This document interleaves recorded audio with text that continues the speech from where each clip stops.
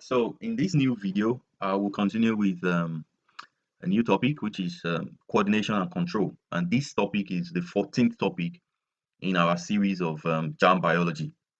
What I want you to know about this topic from the JAMB syllabus is that this is a copy of the JAMB syllabus, for example. This topic, you will need to understand that it's a combination of the nervous system. So you have the nervous coordination, you have the sense organ, you have the hormonal control, plant hormone, and homeostasis. So this is the demand or the request or the condition that you need to fulfill in the JAMB syllabus. You should understand what the component and structural function of the central nervous system are. You should also understand the function of the peripheral nervous system, the mechanism of transmission of impulses, reflex action, and also you look at the different sense organs: the skin, the nose, the tongue, the eye, and the ear. And talking about the hormonal control, you should know animal hormonal system and also plant hormones. And finally, the topic will be wrapped up with homeostasis, that is body temperature regulation and salt and water regulation. But as we have been doing in this from topic 12, we have been using questions and answer to sort of treat everything that you are expected to know in the syllabus. And this will not be any different. So I'll be looking at a total of 100 questions and answers in this video. And by doing that, you would have been able to cover the entire topic and be confident to answer questions under this topic in the syllabus.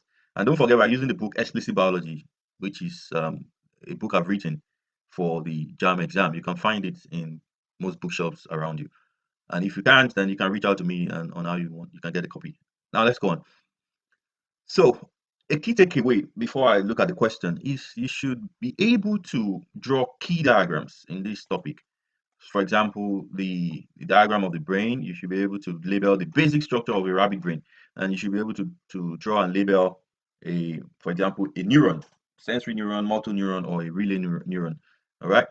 Okay, and then you should also be able to draw a reflex arc. All these are, you will see how the questions are applied to all these diagrams. You should be able to label the longitudinal section of the mammalian eye. You should be able to label the section of the mammalian ear, and of course, be able to tell where the different the taste sensations are found in the tongue. I haven't said that. The skin is also very important. You should be able to draw and label the skin, and also be able to tell where the different ductless glands are found in the human body. And that will be it. If you are able to familiarize yourself with those diagrams, then you are already at a vantage point to um, to answer most of the questions you'll come across. Our first question tonight is it says, okay, so this is a question on the nervous coordination, and we'll be looking at the component, structure, and function of the central nervous system. This first question, it says, which of the following represent the essential structures of the central nervous system? So what makes up the central nervous system? This is a very simple and straightforward question. What makes up the central nervous system? It's the brain and the what? And the spinal cord. So which of these options represent that? Option E. That is your answer. Question number 2. What is the function of the central nervous system? Of course, the central nervous system, as our topic says, it helps in coordination and control. So just find the option that says coordination and control of the human body or the animal. And what we have in option C perfectly describe what the function of the central nervous system is. It controls and coordinates activities of individual animals. Question number 3. The central nervous system is connected with the receptor and effector organs by what structure? So the central nervous system, which is made up of the brain and the spinal cord, will only reach the receptor and the effector by the sensory neurons and the motor neuron. I have a diagram for you here to show you what this connection looks like. So if you take a look at this, is the central nervous system, and here you have the spinal cord. So sensations from your skin, for example, will travel down to the central nervous system in the sensory neuron, which is otherwise called the afferent neuron. And when it gets to the spinal cord here, there are a group of relay neurons that connects between this sensory neuron to the motor neuron, and then there are also nerve fibers that takes this to the brain if this has to be interpreted in the brain. Otherwise, a reflex action can just be processed by the the spinal cord, and then it goes back to the effector, which in this case is the muscle, and that is via the motor neuron, which is otherwise called an efferent neuron. So the connection between, if we go back to the question, the connection between the central nervous system with the receptor and effector organ is by the motor and sensory neuron. So in some other cases, you could find this question as efferent, for example, in this case, efferent will be our motor neuron and afferent neuron, which is our sensory neuron. Question number 4. If an animal is very active and has good muscular control, it is likely to have a well-developed dash. Now, what part of the brain controls muscular activity? So if you know the part of the brain that controls muscular activity, that would be your answer. All right. So in this case, what option is that part of the brain that controls muscular activity? That is the cerebellum, option D. So it's important under coordination and control to be able to tell the different part of the brain and what they do. The olfactory lobe, the optic lobe, the spinal cord. I mean, that's not the part of the brain. The cerebral cortex, the cerebellum, the hypothalamus, the medulla oblongata. What are these parts of the brain? What they do? You should know that at the tip of your hand. Question number 5. The center for controlling body temperature in the brain is the A. Cerebrum, B. Cerebellum, C. Medulla, D. Hypothalamus. We already mentioned that the cerebrum controls what? Muscular activities. Sorry, the cerebellum. Yes. Okay. So the cerebrum, of course, that is the part of the brain that is meant for higher reasoning or for thinking, for making decision. That's the cerebrum. So the answer to this question, number 5, is the hypothalamus. Okay. And I can quickly show you this table here that also explains the different um, functions of the part of the brain. So here you have the cerebral hemisphere of the cerebrum, control intelligence, memory, voluntary action, sensation. You have the hypothalamus regulating body temperature, osmotic pressure in the blood, appetite, and emotions. You have the pituitary gland that secretes number of hormones. You have the optic lobe that is concerned with sight and movement of the eyeball. You have the cerebrum that is meant for muscular coordination and body balance. You have the medulla oblongata that controls involuntary actions such as heartbeat, respiratory movement, and then peristalsis. So let's go back to our question. Question number 6. What part of the central nervous system is concerned with answering an examination question? Okay, so intelligence, thinking, making decision is controlled by the cerebrum. So the right answer is option A. Question number 7. The part of the brain that regulates most biological cycles in humans is the, which of them? We already mentioned that the medulla oblongata, remember, controls involuntary actions such as heartbeat, respiratory movement, peristalsis. Okay, so if you look at the question here, every other thing here, you know what the answer is to that. The olfactory lobe is for sensation of smell. Um, Optic lobe is for vision, for sight, and the eye movement. You have the pineal body. Pineal body is a part of the brain. It's not in most animals. So I think this regulates circadian rhythm. I'm not quite sure of this option.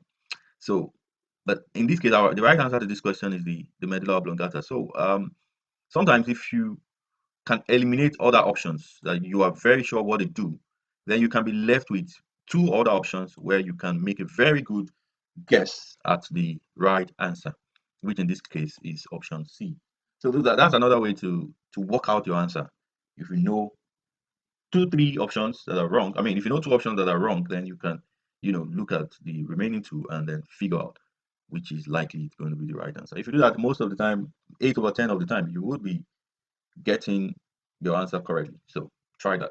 Let's move on to question number 8. The part of the brain that coordinates reproductive events. Okay, the part of the brain that coordinates reproductive events. This is another involuntary event, right? So this is the same answer, medulla oblongata.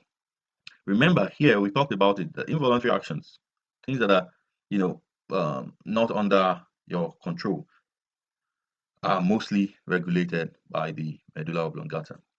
Question number 9. If an animal is very active and has good muscular control, it is most likely to have a developed cerebellum. Now you can see that this question is another repeated question. So what you notice here, this question keep getting repeated in different way. Know the concepts, then you'll be able to see how, even when they reframe the question in another way, how to answer correctly. Question number 10. A neuron is made up of cell body, dendrite, and axon. Let's look at the diagram of a neuron. You have the cell body, which is this. You have the dendrite, which is this. And then you have the entire length here is the axon. So categorically, neuron is divided into those 3 parts. Which of these options represent those? Cell body, dendrite, axon. Option A. Question 11. The part of the brain which controls intellectual function is called the cerebrum. Oh goodness. Question number 12. Changes in the concentration of the blood is detected by what part of the brain? Now, don't forget that you might be tempted to now pick medulla oblongata since this is also an involuntary action. Don't be tempted. Go back to this table. Look at the hypothalamus. It regulates body temperature and it also regulates osmotic pressure in the blood. It also controls appetite and emotions. Come back to this question. Changes in the concentration of the blood is detected. That's osmotic changes, right? Then that will be what? The function of the hypothalamus. C is the answer. Question number 13. The sensory cells situated on the surface of the body and which receive external stimuli are called, what do you call the sensory cells that receives external stimuli? Okay, so the right option A says proprioceptors. Option B says external receptors. C, exteroceptors. D, enteroceptors. E, extenoceptors. I would like to say at this point that these terms are old. You won't find this term in modern biology textbooks. These are old terms that are used to describe sensory cells. But I will break them down and explain what each of them means. Number 1, if you have, so another classification of various receptors divides them into what you call, number 1, teleceptors, which are distance receivers, which are concerned with events at a distance. So we have teleceptor. This is one categorization, which is not among these options. We also have exteroceptors. These are concerned with external environment that are near, that are closer to the body, external environment. Then you have interoceptors, which are concerned with internal environment. Okay, and then you have proprioceptors. Proprioceptors provide information about the position of the body in space at any given time. So by the explanation I just gave, exteroceptors are those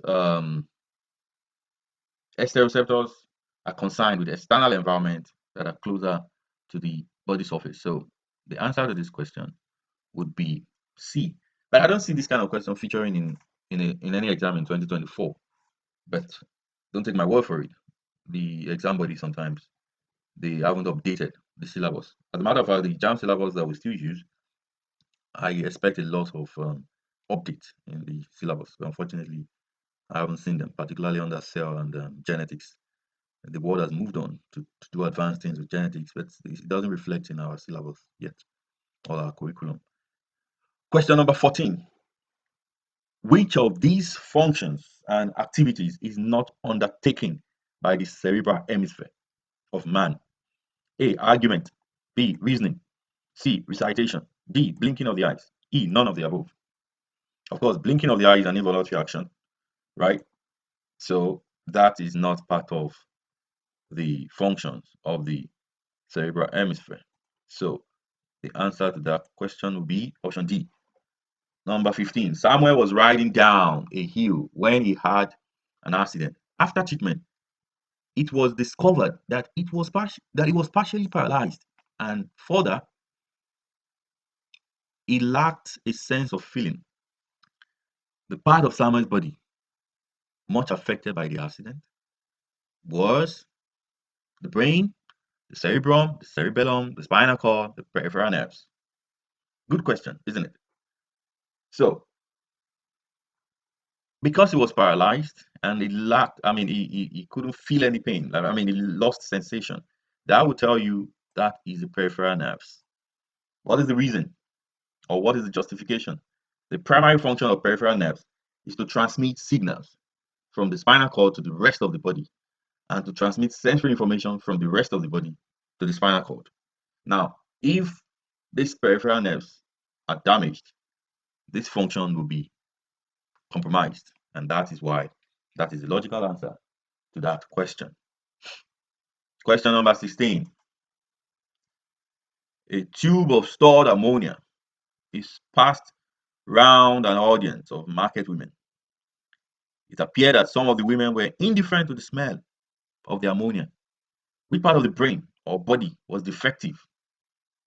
Okay, so they lost their sense of smell. Is that what this says? Yes. So what part of the body controls or processes the sensation of smell? Which part of the brain? That's what the question says. That would be the olfactory lobe, because the question says which part of the brain or body. The olfactory lobe of the brain is what interprets the sensation of smell. If that is defective, you may not be able to respond to some smell, as the case was in this question. Question number 17. Kalu is a child who always has a high body temperature. Hospital investigation showed that his illness was due to a defective portion of his brain. Which part of the brain was severely hit? Interesting. So let's go back to our table here. What part of the brain regulates body temperature? Hypothalamus. Now bear that in mind. Now let's go back to the question. So we looked through all these options. We did not find hypothalamus. That means none of the above. That is the answer. Question number 19. Sorry, question number 18. The spinal cord arises from the spinal stump, the cerebral body, the medulla oblongata, the cerebellum, and the brain. The right answer to this question, the spinal cord is an extension of the medulla oblongata of the brainstem. So the right answer to this question is C. And you want to confirm that if you look at this diagram now, you see that this is the medulla oblongata here, right? Immediately after that, what you have is your spinal cord immediately after the medulla oblongata. So that tells you that the spinal cord arises from here. Question 19. One contestant in a boxing bout after a knockout cannot lift up his right arm. Which part of his brain was severely hit? Okay, which part of the brain was severely hit? So we have the right cerebellum. Remember, the cerebellum is where we are looking at. True. We have the cerebellar hemisphere, which controls muscular activity, movement, balance, and all of that. So, and don't also forget that for example, this is the right. If you say this is right and this is left, for example, now the right cerebellum controls the left part of the body. The left hemisphere of the cerebellum controls the what? The right side of the body. So there is this crossover of the nerves that is projecting from either of these hemisphere. There is a crossover that projects from these projections, such that the left controls the right controls the left. Now, The contestant could not lift up his right arm. What does that mean? So that means the left cerebellar hemisphere was affected, isn't it? So now the right cerebellum, no. The answer should be the left cerebellum. Now, is there any other option that says left? No. The right answer to this question, the right answer to this question then will be none of the above. Is there any none of the above here? No. Now, this question doesn't have any right. I mean, it doesn't have an answer. Question number 20. The thin skin that immediately covers the spinal cord is called A, the dura mater, B, the arachnoid skin, C, the pia mater, D, the fibrous capsule, E, none of the above. So the brain and the spinal cord is covered by meninges, which has three layers: an outer pia mater, a middle dura mater, and an inner arachnoid mater. So the right answer to this question would be option B, which is the arachnoid mater. Okay, so this is the innermost part, because it says the skin that immediately covers the spinal cord. The innermost one will be the arachnoid, followed by the middle one, which is the dura mater, followed by the outermost one, which is the pia mater. 21. What is the characteristic of ventral fissure of the spinal cord? Interesting. So the name ventral fissure was given because it is wide. So if you look at the spinal cord in this diagram, for example, let's see, yeah, you can see this is a fissure here. Okay. Let's go back to the question. Question number 21. The right answer is B. It is usually wide. Question number 22. Where is the spinal cord? Where in the spinal cord are the cell bodies found? So the option 1, in the ventral and dorsal root of the white matter, in the dorsal root of the gray matter, in the gray matter, in the white matter, in the dorsal root ganglia. The right answer to this would be the dorsal root ganglia.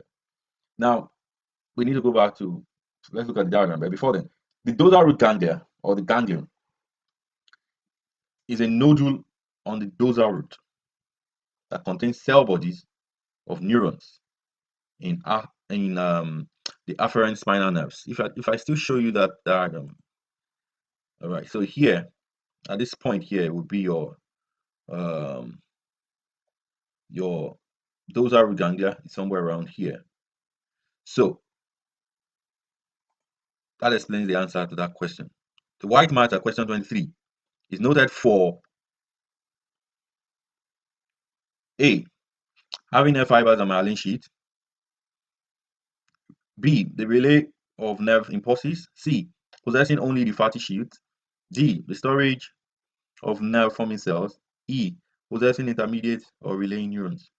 Question 23, the right answer to this question is A. The gray matter contains neural cell bodies, which are otherwise called the nerve cells, while the white matter contains myelinated nerve fibers. So it is white because of the myelin.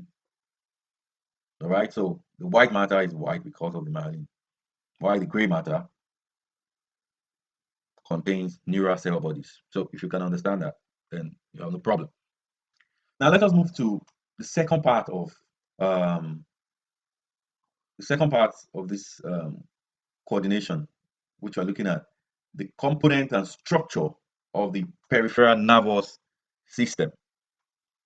The component and structure of the peripheral nervous system. Question number 24. What is the function of the peripheral nervous system? What is the function of the peripheral nervous system? A, it controls the activities of the body. B, it's a relay system. C, it coordinates the receptive function of the skin. D, it serves as a link between the organs and tissues of the body and the central nervous system. E, none of the above reasons. So the answer quite gives itself out in this option. It serves as a link between the organs and the tissues, and also the organ tissues of the body, and also the central nervous system. So what I want you to understand is this: if you look at, if this is the brain and this is the spinal cord that goes down, There is no way that this brain and spinal cord can control the entire body and the tissues without the peripheral nervous system, which are nerves that then goes into different organ system that goes into the tissues. These are very tiny. They go down like that, and then goes into different tissues of the body and different organs. So that is what makes up the peripheral nervous system. And question number 25. In the mammal, the autonomic nervous system consists of sympathetic and parasympathetic system, brain and cranial nerves, brain and spinal nerves, spinal cord and spinal nerves. The right answer is A. You have the sympathetic and the parasympathetic system. Question number 26. The structure can be found in the... So now this is a motor neuron. This is a motor neuron here in question number 26. You have the cell body here, you have the dendrite here, and this is the axon. It can only be found in the central nervous system, which is the brain and the spinal cord. Central nervous system only. That is D. All right. And then the next question, the follow-up question on that says the point that is marked 1 is referred to as. So what you have here is called the myelin sheath, but it doesn't go continuously. It depresses at this point. Then it continues again, it depresses again, it continues again. So there's a point of this axon that is not covered by the myelin sheath, and that point is called the node of Ranvier, and that is what you have in your Roman figure 1. We move on now to talk about the mechanism of transmission of impulses with question number 28. It says the two key cations involved in action potentials of the nervous system. The two key cations that are involved in action potential. What is action potential? Action potential is what triggers should I say, the depolarization now. The depolarization of a nerve cell. Usually the nerve cells at rest, there's a way ions are distributed across a nerve cell at rest, and then when there is a signal. And these two ions are sodium ion, Na plus, and K plus, potassium ions. So the right answer to that question is D, question 28. So what happened? You have sodium influx and potassium efflux, which causes depolarization. And when that happens, that leads to the generation of action potential. For me to be doing what I'm doing, I'm moving my hand and then writing. There's a lot of depolarization going on, triggering action potential, and that's also how impulses are generated around the nerves, and that's how you respond to reflex action. These are at the molecular level. Question number 29. Which of the following plays a direct role in the transmission of impulses across synapses? Acetylcholine, cholinesterase, sodium ion, potassium ion. Sodium ion, of course, they play a key role, and both of them, they are grouped together, so they can't be separated. Although also you have this important compound called acetylcholine. So transmission of impulse across the synapse. You know what the synapse is? Where you have the point where two neurons are meeting. So if you have neuron A here, all right, and you have another neuron B here, okay. So this gap here is called a synapse.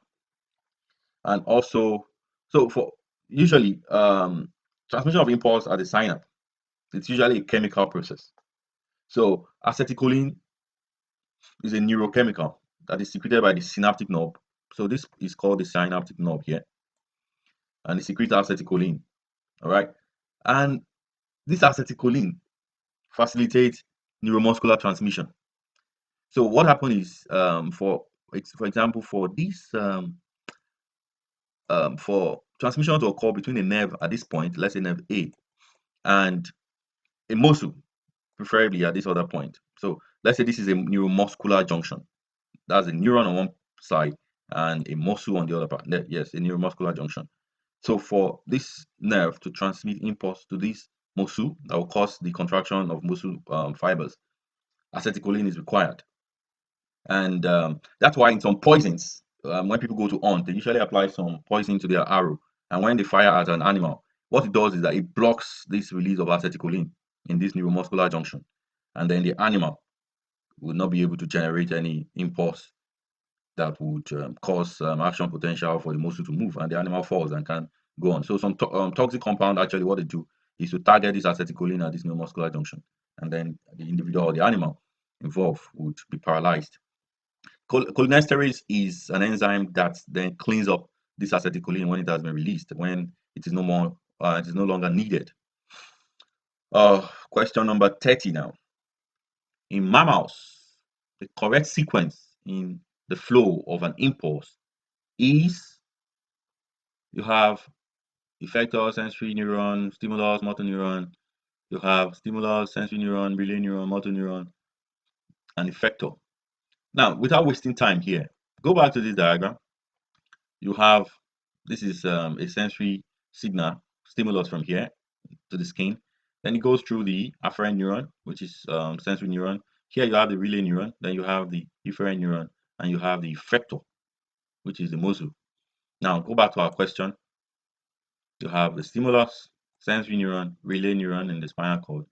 You have again the efferent neuron or the motor neuron, and go back to the effector. So B is the appropriate answer in this regard. Question number 31.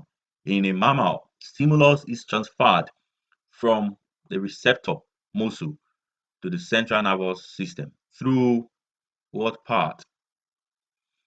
Okay, sensory neuron. D. Straightforward, isn't it? Question number 32. The small masses of the small masses of nervous tissue in which many neurons have their nuclei is called, this is a repeated question now, it's a ganglia. That's the right answer to the question, the ganglia. We go on to look at reflex action. Reflex action. Question number 33. All the cell bodies in the spinal cord are found where? All the cell bodies in the spinal cord are found in what part of the body? So let's look at this diagram shown here. We have 1, 2, 3, 4. 1 is the sensory neuron. 2 is the relay neuron. 3 is the gray matter. 4 is the motor neuron. 4 is the motor neuron. All cell bodies of the neuron in the spinal cord are found in the gray matter, which is number 3 here, are found in the gray matter. Why nerve fibers of cell bodies are present in the white matter, which is not shown. Okay, this will be the white matter, the outer part. So the right answer to this would be option C. Number 34 then says the same diagram. In a reflex action, what is the direction of movement of impulse in a reflex action?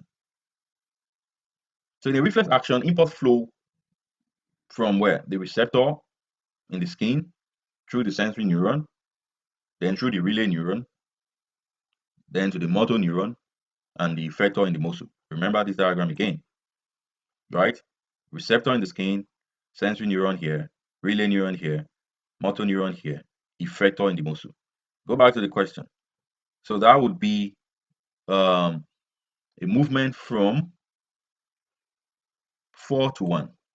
That is from here. Remember what I said about 4? Motor neuron. And what I said about, I think there's something missing here. Question number 34.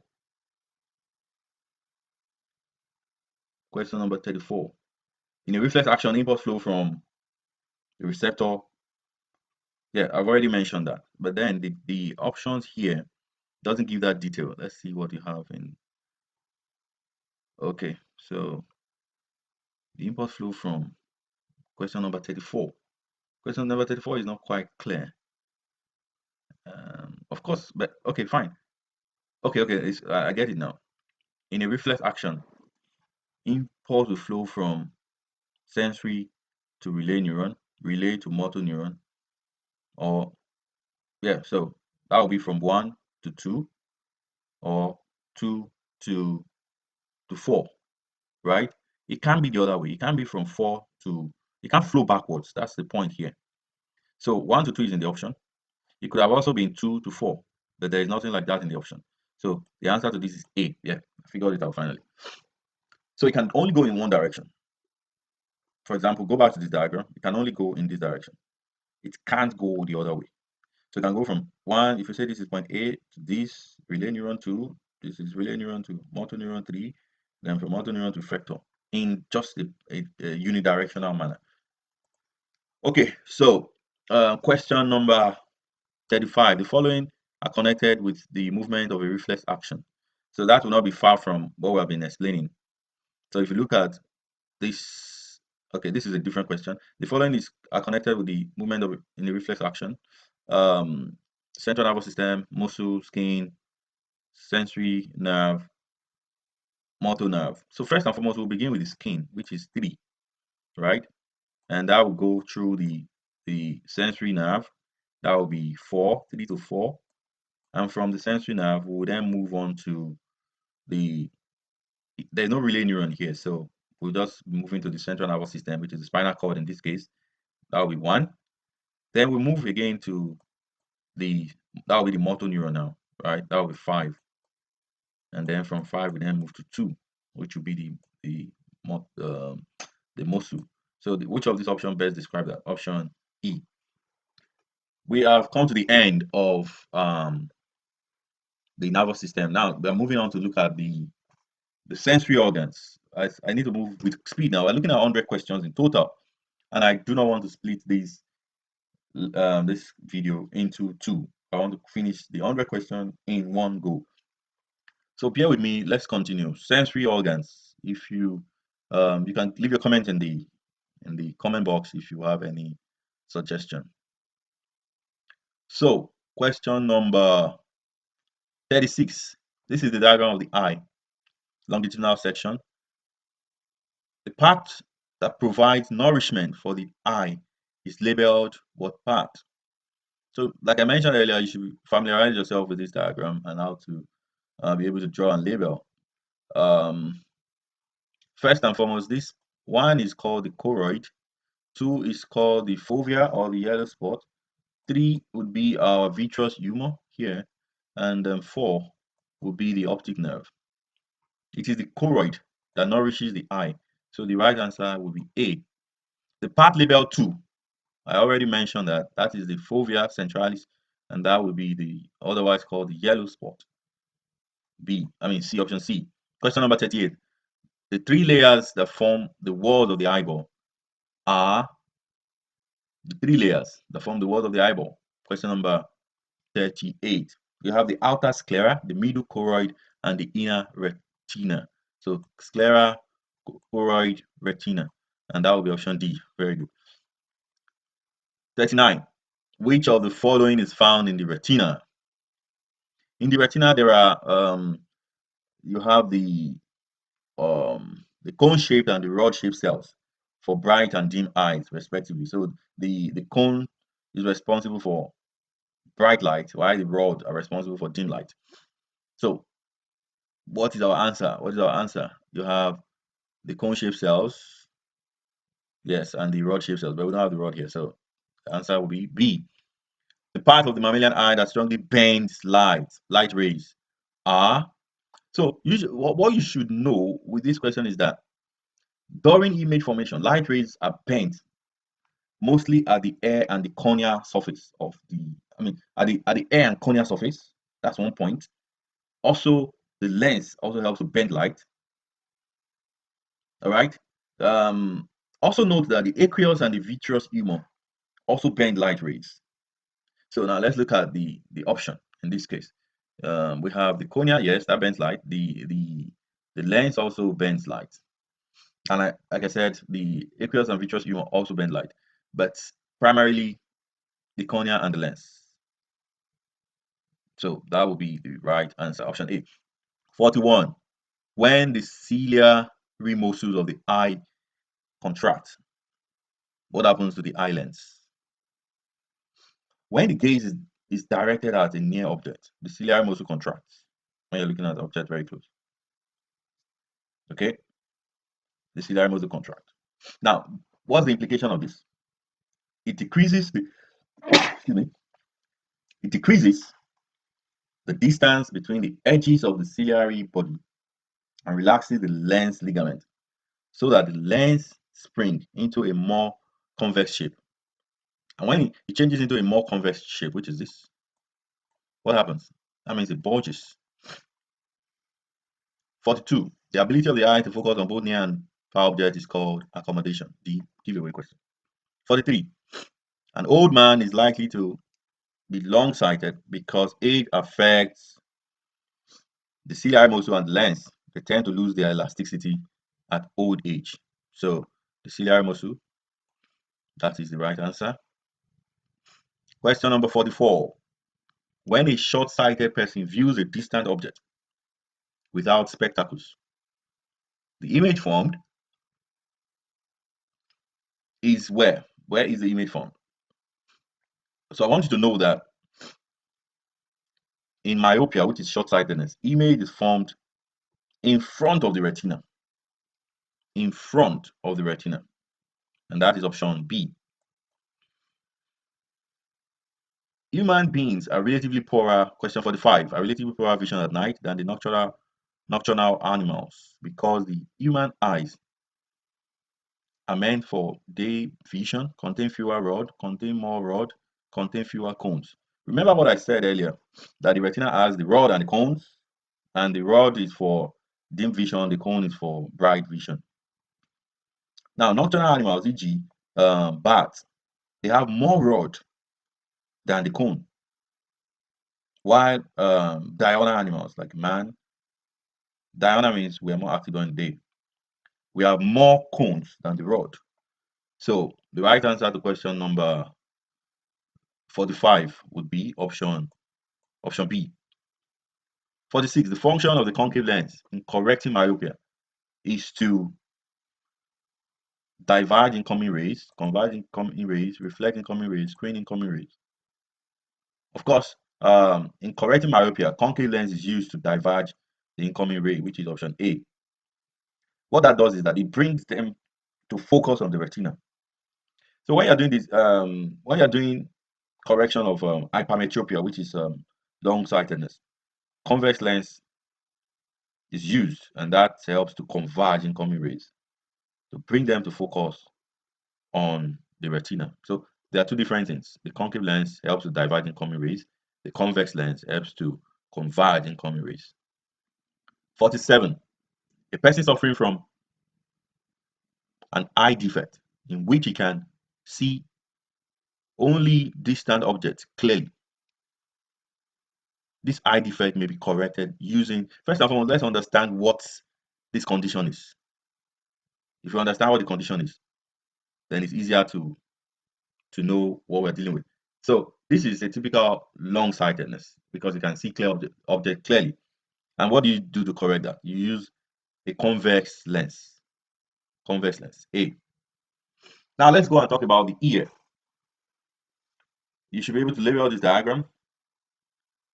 The part labeled 48 would be, first and foremost, 1 is the auditory meatus, 2 will be the ear ossicles, you can see here, 3 will be the oval window, here, this point, 4 would be the cochlea, this one, and 5 would be, is 5 included here? Yeah, that would be the eustachian tube, and I think that's it. Okay, so the question says, the parts which function together to bring about hearing are labeled. So hearing is brought together by, number 1, this allows movement of the sound. Number 2, which amplify the sound. This doesn't have anything to do with sound. This is for pressure balance. I mean, that's yeah, for pressure balance. And then 4, yes, 4. So the right answer to that would be D. Question 49. Question 49. The part labeled Roman figure 2 will be the what? The ear ossicles, also option D. We've come to question 50. Which part does sound entering the human ear follow? Which part does it follow? Okay, so you have sound entering the ear following the first and foremost the auditory meatus. Then secondly, where is the auditory meatus? Here. You have the eardrum. This gets from auditory meatus, that goes to the eardrum. And then from the eardrum, you have the ossicles. And from the ossicles, you have the oval window. If you look at this diagram, you have this, the ossicles, the oval window here. So the right answer will be C. Question 51. The inner ear contains two main organs. What are they called? The inner ear contains two main organs. You have the outer ear. That gives us the pinna and the auditory canal. The middle ear gives us the tympanum, the ear ossicles, and the eustachian tube. And the inner ear now gives us the semicircular canal, the ampulla, the ventriculus, the sacculus, the cochlea, the auditory nerve. That is what forms the inner ear. Now let's go back to our question. So we know that the inner ear would contain option B. You have the cochlea and the semicircular canal. Question number 52.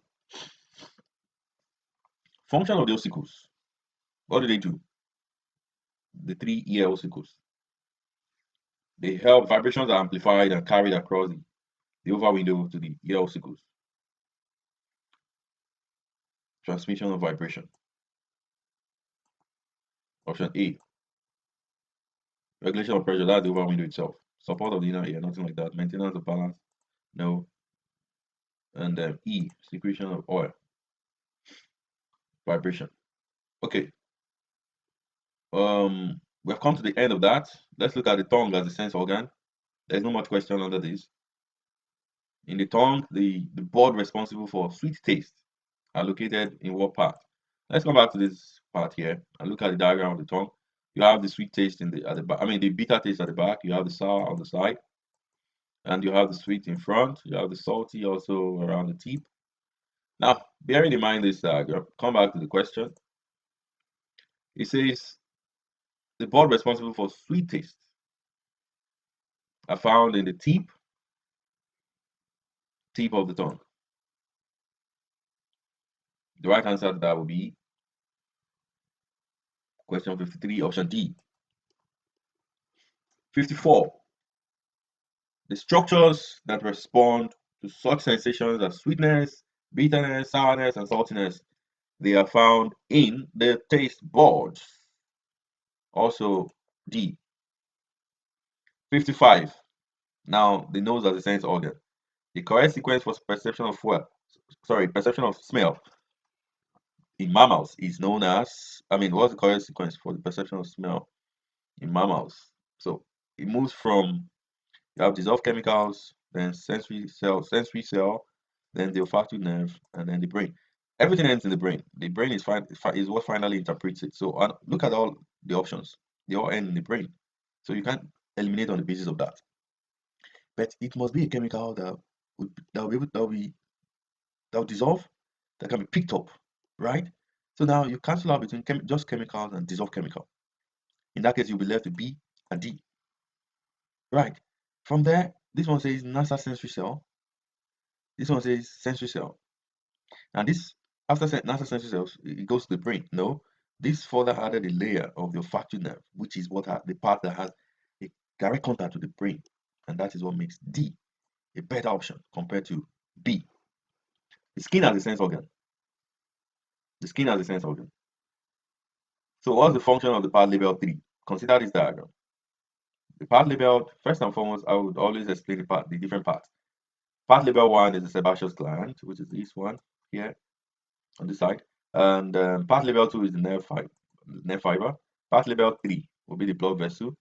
The part label 4 will be the sweat gland, which is this one, sweat gland. So the question says the function of the part label 3. Remember, the part label 3 is the blood vessel. What do they do? The part labeled 3 is to carry blood and nitrogenous waste. 57. The sweat gland is a structure labeled, I told you, 4 is our sweat gland. We've come to the end of sense organs. Then let's look at hormonal control. We'll begin with animal hormones.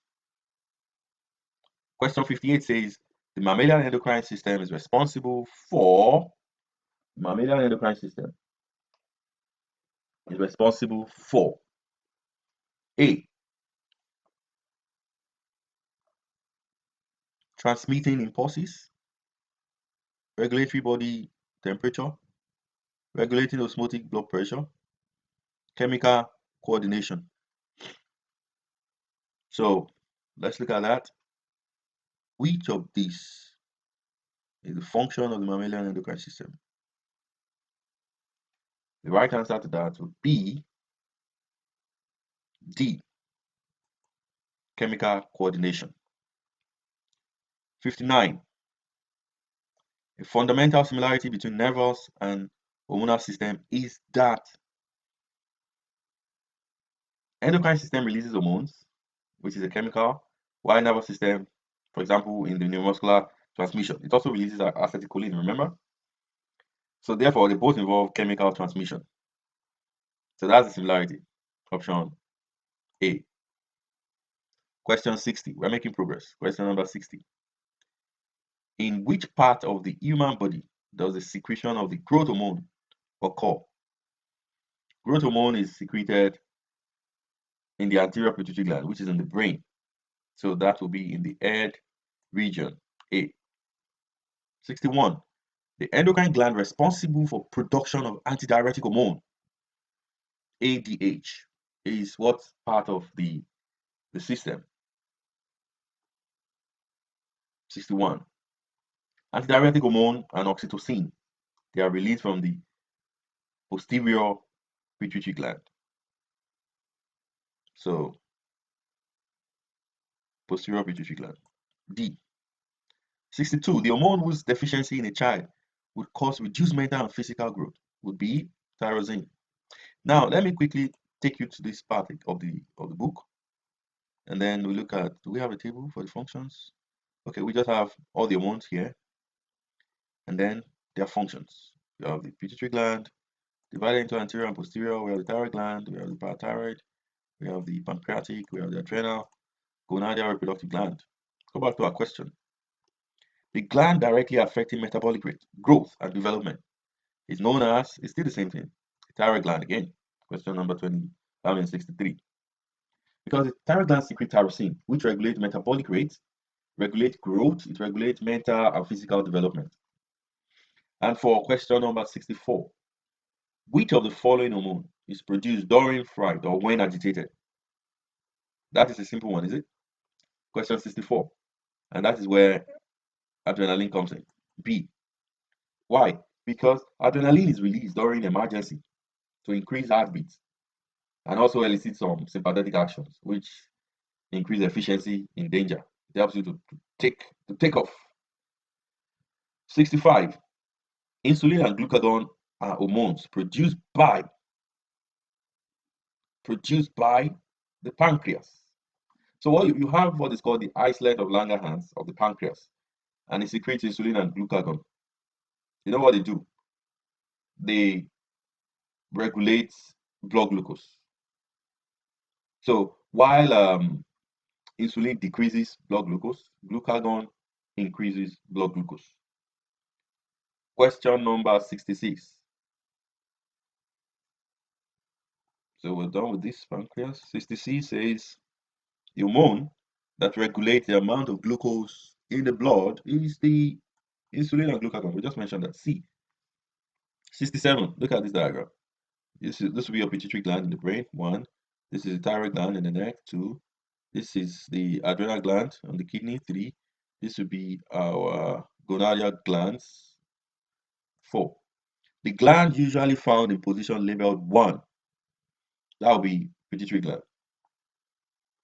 D. Let's go to 67. Sorry, question 68 now. Okay, the question says hormone that secretes at 2. Remember, this is your thyroid gland, is it? Okay, so the hormone that secretes at 2 Again, the parathyroid gland secretes parathyroid hormone, which raises the level of calcium in the blood. So I quickly give out the answer because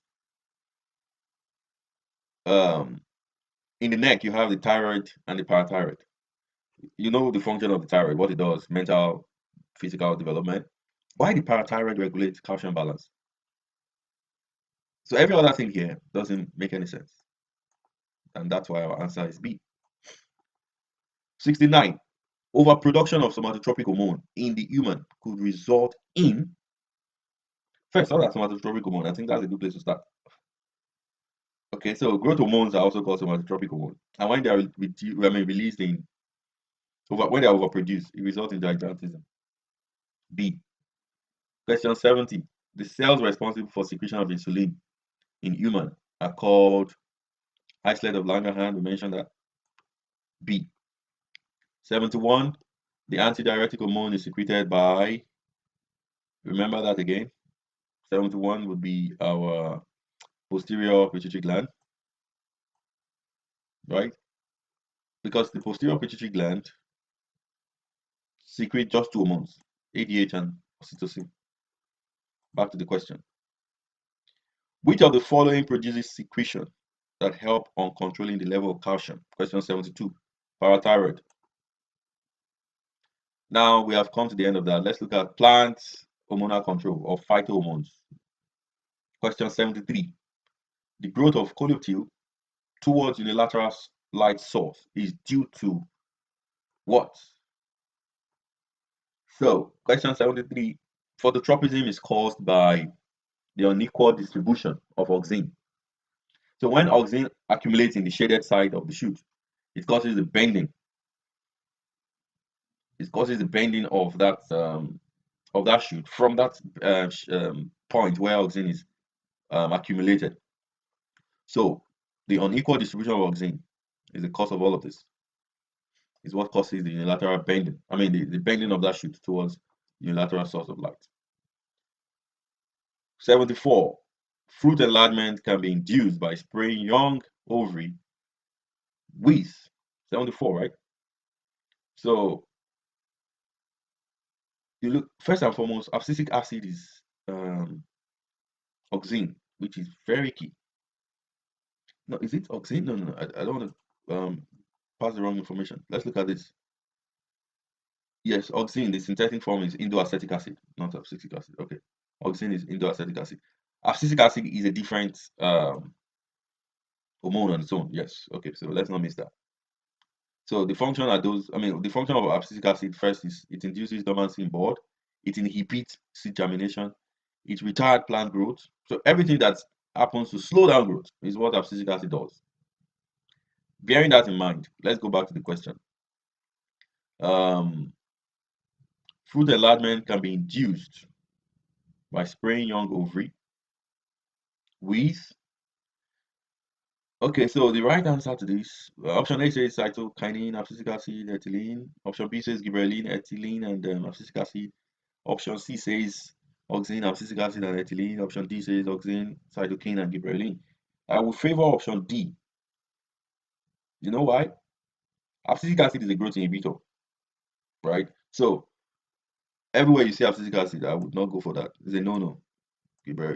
So if you look at all the options now, they all have abscisic acid except option D. That's a good way to eliminate. So fruit enlargement. Fruit enlargement is a growth related function, and abscisic acid is anti-growth. Question 75. The substance that is responsible for apical dominance in plants. Apical dominance. That is auxin. Auxin are produced in the shoot and roots AP6.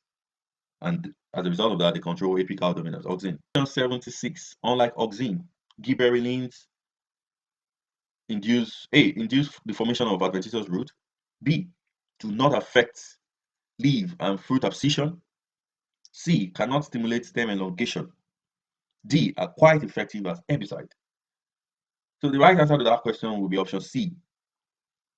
Reason. Reason is that, the right answer will be option A. Option A. Gibberellins do not induce the formation of adventitious root, unlike auxin. So that's why auxin can be used in stem cutting. So that is the difference, one clear difference between auxin and gibberellin. Question 77. A dwarf plant can be stimulated to grow to normal height by the application of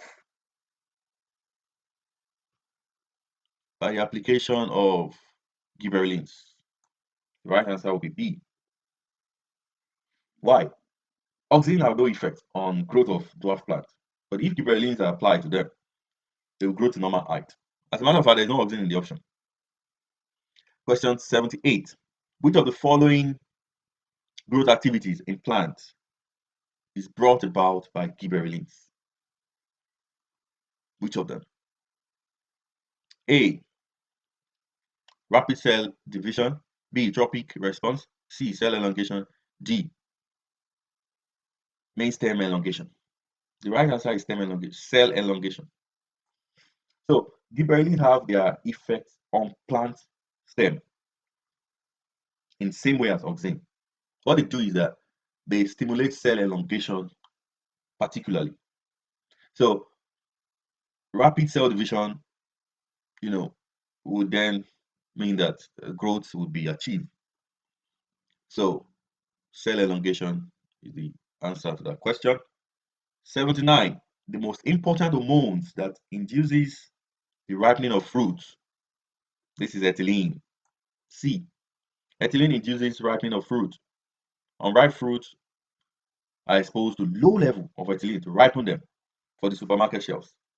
So the effect of ethylene on the plant is to raise the rate of respiration, and this causes the ripening of the fruit.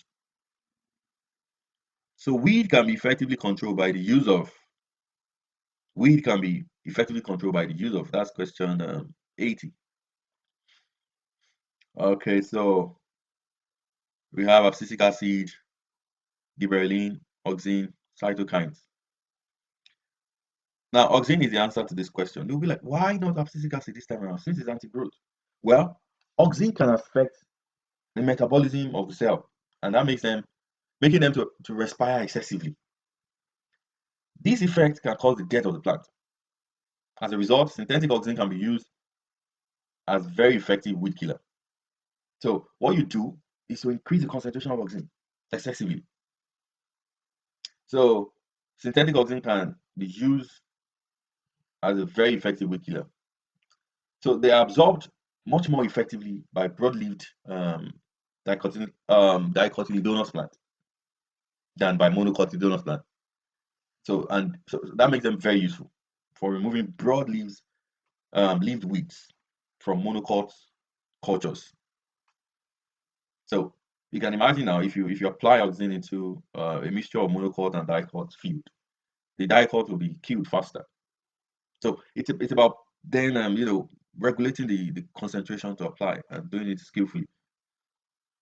Question 81. One of the following pairs of plant hormones help in seed germination. Which of this combination?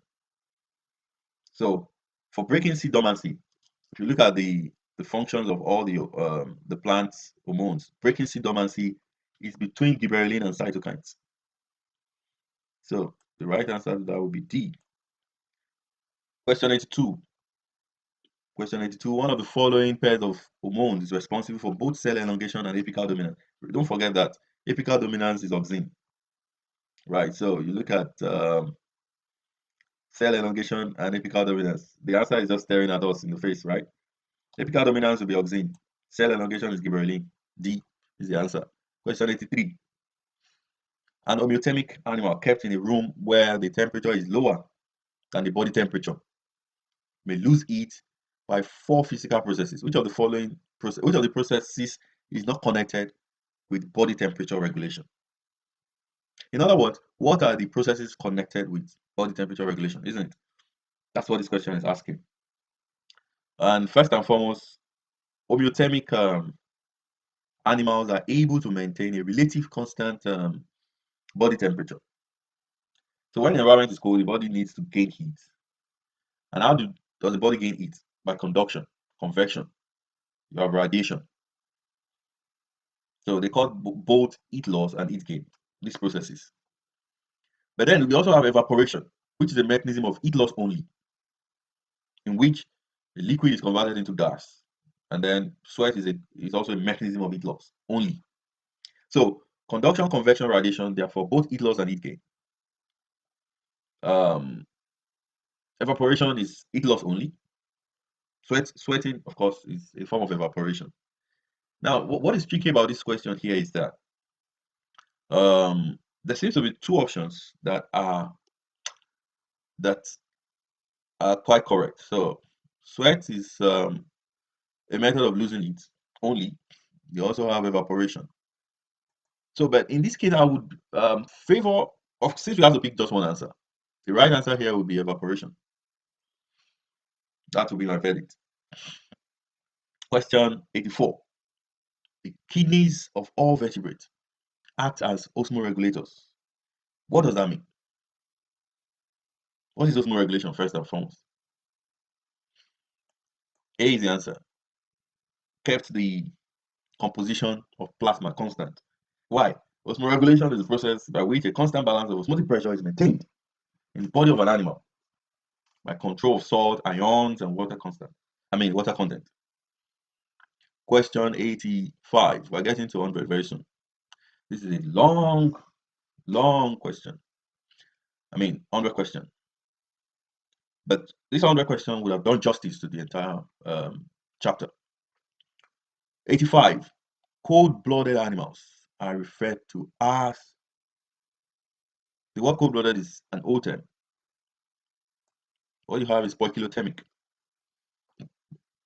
They are also called cold-blooded animals. Poikilothermic include fish, amphibian, and reptiles. Question number 86. The group of animals that are poikilothermic are, we just mentioned that, the fish, the amphibians, and reptiles. Where is that?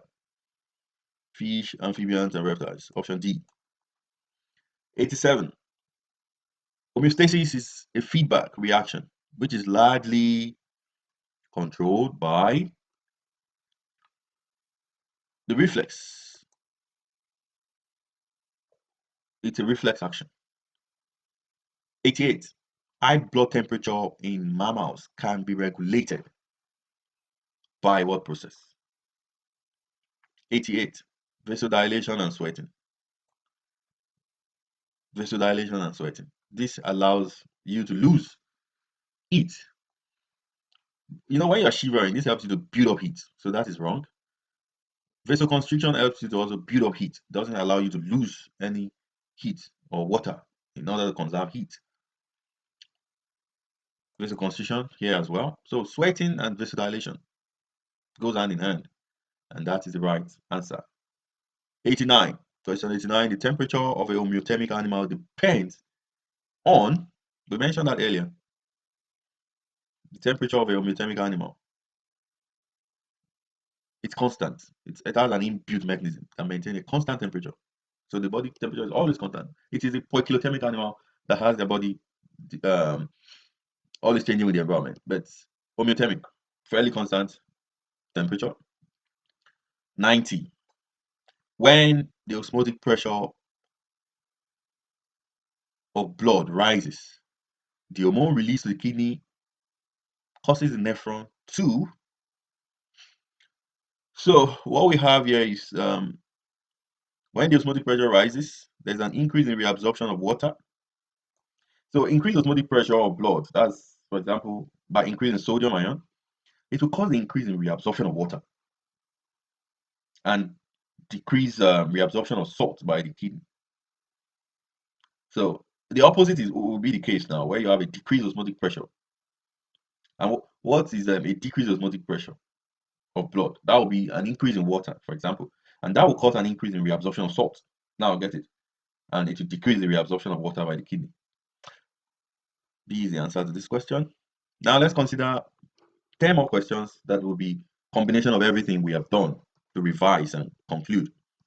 Question 91 says, which of the following is a homeostatic response in human? Homeostatic response in human. So shivering is a good example in a cold environment. Yawning is not. Mouth getting watery when food is sighted is not. Withdrawing hands from a hot object is not. Shivering is a homeostatic response in cold environment that helps to build up heat. 92. The part of the brain that controls heartbeat and breathing. This is again another involuntary action. Is that correct? And that is under the control of the medulla oblongata. Question 93. The center for controlling body temperature in the brain. Again, body temperature. Okay, this is hypothalamus, right? 94. Movement and position of the head in a man are detected. Yes, this is detected by D, the semicircular canal. It helps to the brain to analyze the complex body movement and position of the head in man to maintain balance. Question 95. The main function of the choroid. Remember we mentioned that to supply nutrient to tissues of the eye. 96. The part of the central nervous system concerned with answering exam question in the exam. The cerebrum. A. 97. The mammalian skin. Mitosis occur in the malpighian layer. So what happened in the malpighian layer is a role of meristematic cell. They produce new epidermal cell by mitosis. Mitosis because this is a somatic cell. Question 98. Um, the skin of mammal would be rendered colorless by a defective sebaceous gland, defective malpighian gland, dead nerve ending, blocked sweat pores. Okay, so the answer to this question will be defective malpighian layer. Why? So the cells of the malpighian layer also contains the melanin pigment. Remember what melanin does? It gives the skin its color. So if this is defective, because melanin is in this layer, then the skin will be rendered colorless. Question 99. What would happen to a man whose pancreas are surgically removed? So the surgical removal of pancreas will affect the metabolism of glucose due to insulin deficiency, right? And the digestion of carbohydrates, protein, and lipid as a result of amylase, trypsin, and lipase that will be missing as well. True. So if that is the case, which of the options fits properly? So we have the level of blood sugar would increase. Very true. The level of blood sugar will increase. And finally, question 100. Which of the following growth activities in plants are brought about by gibberellin? Cell elongation, right? Gibberellin is connected with cell elongation. With this, we have come to the end of the topic coordination and control. And I hope that with this 100 questions, you are better prepared for the JAMB exam. So on this note, I'll see you in the next video. Please share, subscribe, like, and then tell your friend about this channel. This is the end. Bye.